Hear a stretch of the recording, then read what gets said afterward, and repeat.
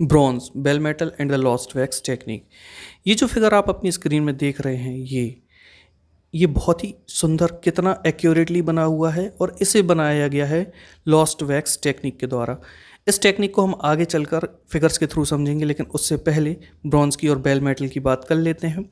Bronze एक alloy है। Alloy ये दो मेटल्स या दो से ज़्यादा मेटल से मिलकर बनता है और इनमें कुछ एक सर्टेन प्रपोर्शन में मेटल्स का रेशियो होता है। यहाँ पर जो बेल मेटल है, इसमें टिन की क्वांटिटी को ज़्यादा रखा जाता है और कॉपर की क्वांटिटी को कम रखा जाता है, तभी उसमें से बेल के जैसा साउंड आता है। अब जो चोल ब्रॉन्ज स्टैचूज थे, ये लॉस्ट वैक्स टेक्निक के द्वारा ही बनाए गए थे। ये फिगर भी जो आप देख रहे हैं, ये भी लॉस्ट वैक्स टेक्निक के द्वारा बनाया गया है। चलिए आइए मैं इसको आपको फिगर्स के थ्रू समझाता हूँ।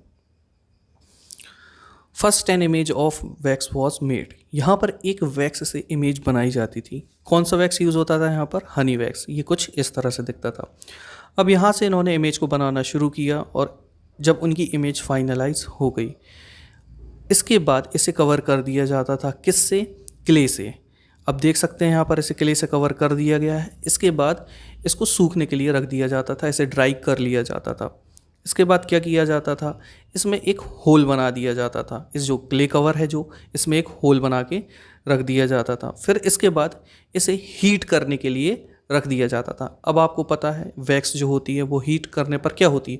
पिघल कर वापस आ जाती है। तो इसे जैसे ही गर्म करने के लिए हमने रखा, इसमें से जो भी वैक्स था वो पिघल कर वापस आ गया। तो अब आप ये तो समझ गए होंगे कि जो क्ले कवर था, उस क्ले कवर में केवल एक इमेज बनकर रह गई है और जो वैक्स है वो पिघल कर वापस आ गया है। फिर इसके बाद इसमें क्या किया जाता था? ये जो क्ले कवर है, इसमें उस मेटल को डाल दिया जाता था जिस मेटल की हमें इमेज बनानी है। इसके बाद इसे साफ कर लिया जाता था।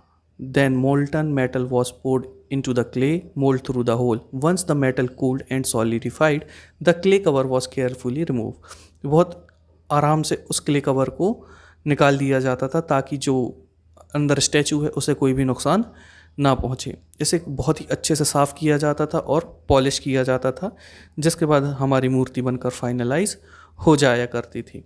ये जो एग्जांपल अभी हमने आपको दिखाया है, ये मॉडर्न डेज़ में यूज़ हो रहा है, लेकिन इसी तरह की कुछ टेक्निक यूज़ होती थी उस टाइम पर। आई होप आपको ये समझ में आया होगा।